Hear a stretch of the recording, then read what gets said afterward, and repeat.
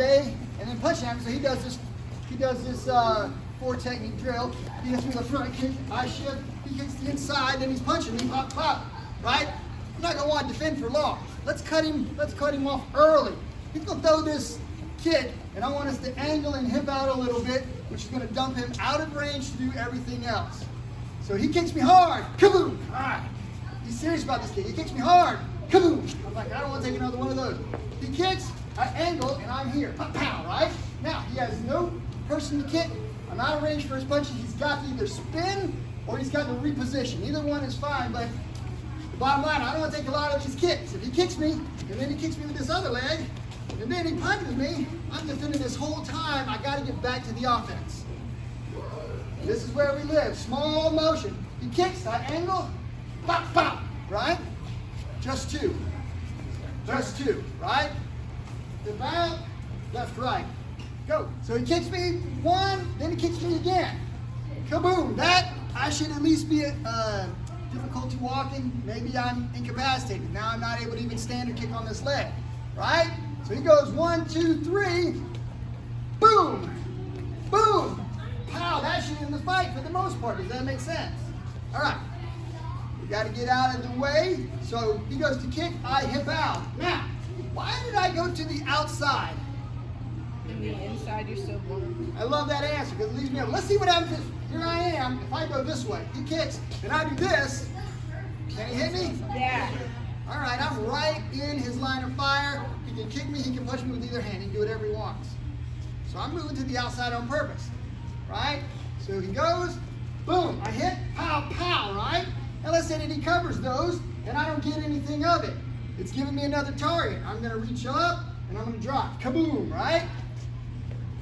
So he throws his kick. I go 1, bop, bop, yeah, and I drive that knee. All right? I promise you, if you hit him in the liver, he'll drop like a rock. Jab cross, make some sort of shielding defense, drive the knee. Okay, don't injure anybody, have fun. Right? And suddenly I'm like, now I'm right back where we started, right? I'm still in this hole there, right in the open. So the bottom line is we kind of want to try to read the person. By the way, I like to let people, when I'm warming up with them, I try to figure him out. So I let him throw a few punches and kicks, which is why we started with him hitting me. So he's going to hit me. Kaboom. I'm going to say, all right, hit me hard. Kaboom. All right, commit. Let's hit that thing. Kaboom. All right. If I feel like he's going to commit and drive through, this technique works well. So he throws a big kick, and I do this, it works well. What if he throws kind of a little fake, or he throws a snap kick and doesn't commit, right? All right, so I'm like, hey, hey, all right? It's a different technique. You kind of have to feel that he's going to penetrate with this big kick. Make sense? All right. By the way, Mr. Fountain's smart. He kicks me hard the first time, kaboom! And then I sidestep him the second time, right? He's going to suddenly start making adjustments on it. This isn't going to be something you can do over and over. You got to start making adaptations, all right? We're going to now light, point, or touch spar. So here's what it's going to look like. He can start with whatever he wants. He kicks, all right? I'm going to kick. He kicks again, all right? I'm going to kick again. We're going to kind of play around a little bit and see what's going on here. Start kind of feeling for things, and maybe, boom, maybe he hits me. I'm like, all right, my defense was bad, right? Then we're going to start throwing some hands, right? Someone throw a jab, he throw a jab. Throw a jab, he throws a jab. I throw the cross, he throws the cross. All right, I throw the kick, he throws the kick. It makes sense. We start kind of getting a feel for seeing these techniques come in. At any time, you can go from 1 to 2 or 3 or 4 and start chaining these things together. Here's what I would like to see. With respect, Mr. Fountain is not going to hurt me. I'm not going to hurt him. This is all for technique. We don't have any gloves on. We don't have a mouthpiece, the whole 9 yards. We're just going to kind of move. So he goes.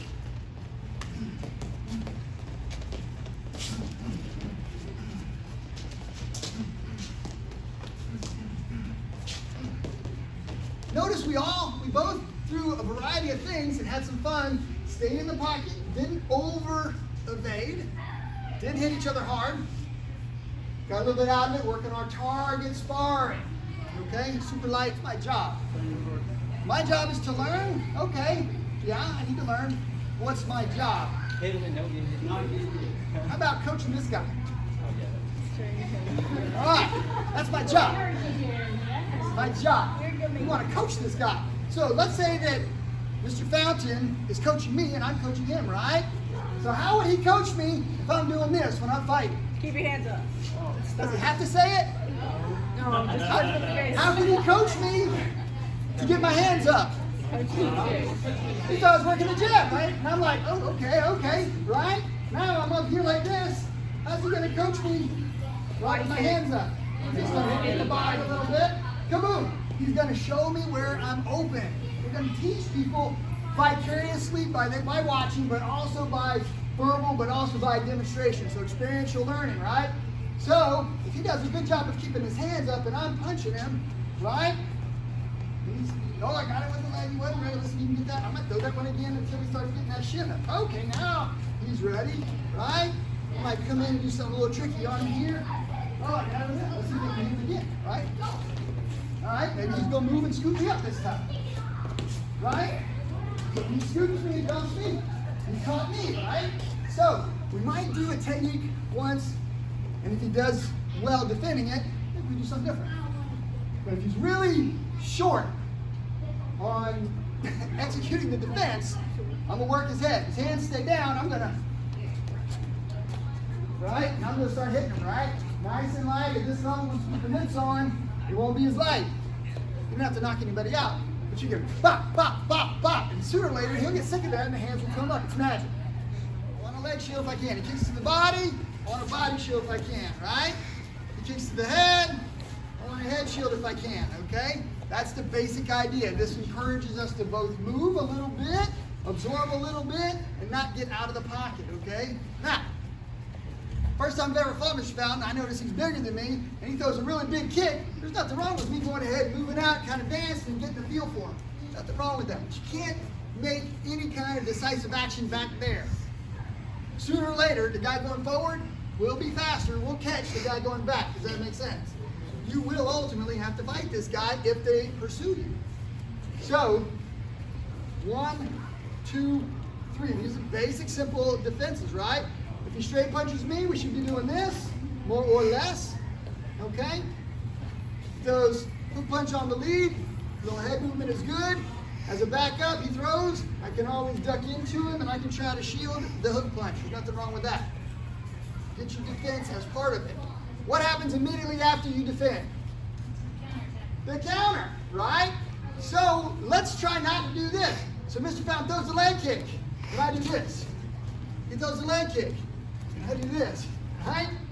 He throws the leg kick, I should be going like this. You should go right into him, right?